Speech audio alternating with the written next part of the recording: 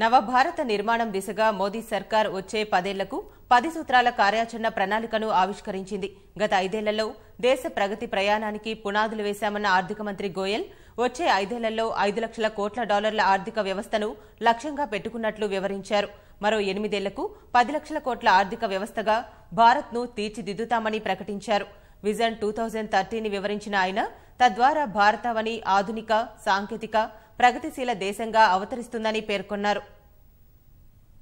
అభివృద్ధి చెందుతున్న దేశంగా ఉన్న భారతావని సర్వతోముఖాభివృద్ధి చెందిన దేశంగా రూపాంతరం చెందేందుకు కేంద్ర ప్రభుత్వం బడ్జెట్లో కార్యాచరణను ఆవిష్కరించింది.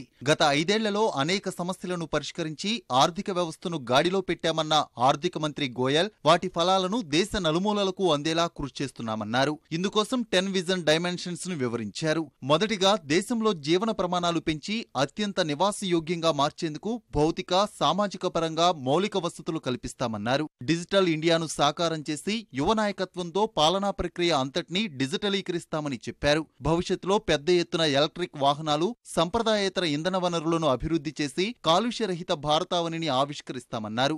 ఆధునిక డిజిటల్ సాంకేతిక పరిజ్ఞానం సహకారంతో పారిశ్రామికీకరణను గ్రామీణ ప్రాంతాలకు విస్తరించి పెద్ద ఎత్తున ఉపాధి అవకాశాలు కల్పిస్తామని చెప్పారు. నదులను ప్రక్షాళన చేయడం సహా ప్రజలకు శుద్ధ జలాలను అందించాలని లక్ష్యంగా పెట్టుకున్నట్లు వివరించారు. సూక్ష్మ సేద్యం ద్వారా సాగుకు నీటి కొరత లేకుండా చేస్తామన్నారు. సాగరమాల ప్రాజెక్టులో భాగంగా తీర ప్రాంతాలను అభివృద్ధి చేయడం సహా సముద్ర జలాల సద్వినియోగంతో ఆర్థిక వ్యవస్థ బలోపేతానికి బాటలు వేస్తామన్నారు. అంతరిక్ష పరిశోధనల్లో దేశాన్ని ప్రపంచ కేంద్రంగా మారుస్తామన్న ఆయన 2022 నాటికి గగనయాన్ ద్వారా మానవ సహిత ఉపగ్రహ ప్రయోగాన్ని సాకారం చేస్తామని చెప్పారు.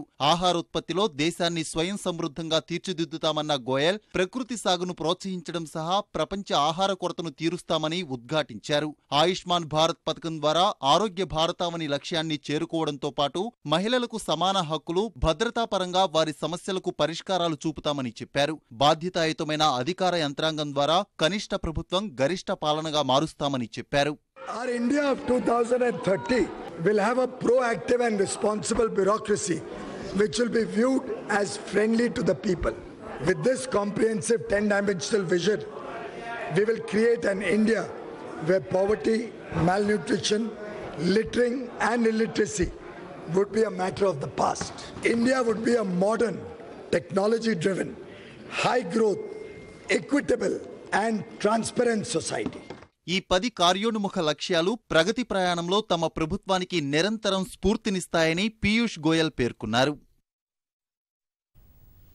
మహిళల భద్రత, సాధికారత కోసం 2019-20 మధ్యంతర బడ్జెట్లో 1330 కోట్లను కేంద్ర ప్రభుత్వం కేటాయించింది.